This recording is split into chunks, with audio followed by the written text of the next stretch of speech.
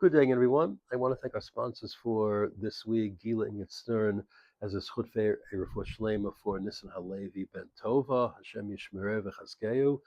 Thank also our weekly sponsors, Devora and Roy Spiewak, celebrating this coming Sunday, the wedding of their son Eitan, to Ellie Loberfeld of Florida. So milestone to them.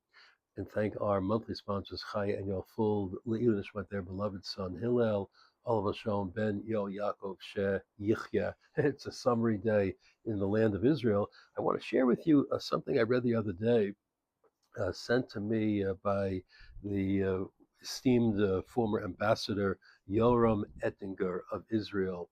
And it's something that's very timely because Israel's been getting now for many years $3.8 billion in military assistance from America. And there's a new memorandum of understanding on the table.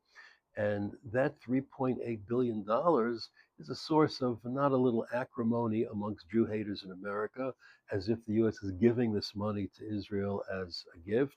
And now there's a movement in Israel supported by the prime minister, being negotiated by Rabbi Dr. Yechiel Leiter, the Israel's ambassador to Washington, that we should stop the $3.8 billion in aid, military aid, and instead structure a new relationship, really a partnership, that America invest this money in joint projects with Israel.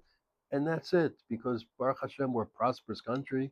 We don't need that American lifeline. Know that the $3.8 billion in military aid for decades already is obligated to be spent by Israel in the United States.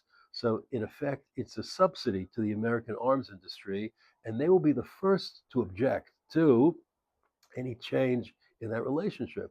Because, after all, it's basically the American government paying them $4 billion a year on behalf of Israel to make weapons. And what it does also is it inhibits our own weapons industry and precludes us from selling things that we make to other countries in the world because of this relationship. However, it works out, Yoram Enninger writes that we have to understand the foundation of this relationship, that it never was aid, a gift, but actually always was an investment. And the return on investment that America gets from its $3.8 billion annually in military aid to Israel is astonishing. Take one simple example, he says. Israel was the first country to actually use the F 35 in combat. The F 35, the stealth bomber, to this day is considered in many American circles a failure, that it will never meet expectations. It costs about $100 million a plane, and the program should have been abandoned many years ago. And yet, when Israel took possession of these planes in the last decade, it was flawed. It wasn't really operational, and we changed it.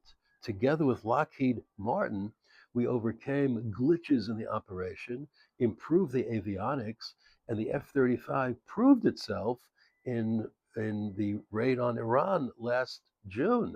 And so we essentially saved the American government tens of billions of dollars that they would have had to invest in trying to rectify the problems of the F 35 simply because we bought it and used it and shared with them the critical information we had as to its capabilities and things that it needs.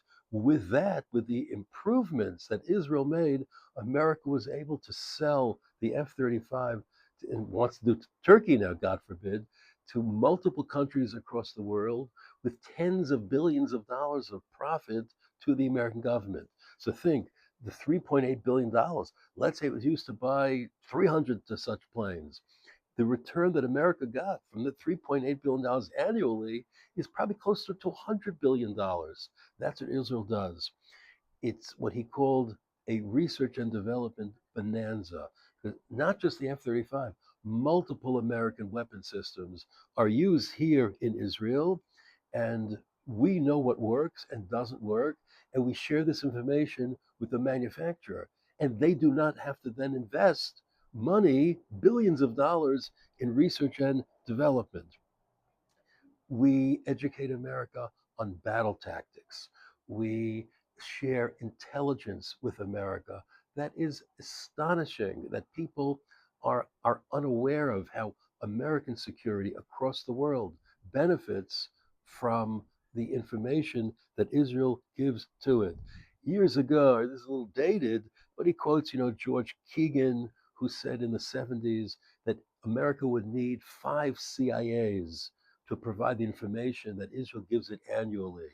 And Elmo Zumwalt, legendary admiral of the Navy, said Israel is like an American aircraft carrier in the midst of the Middle East, an island of stability in a turbulent region, and our interests are protected. The American interests are protected because of Israel, without American troops having to be on ground in Israel. One thing I didn't know, the Delta Force, which last week captured Maduro in Venezuela, that was only established in the wake of the Entebbe raid because America didn't have such a force.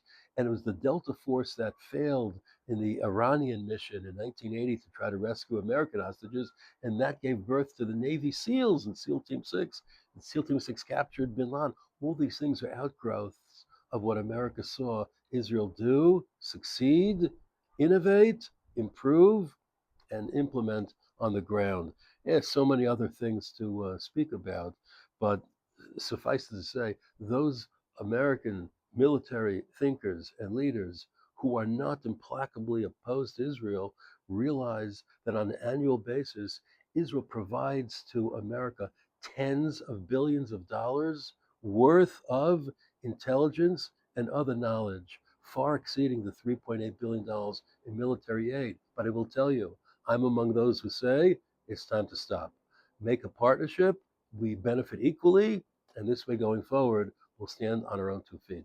Have a good day.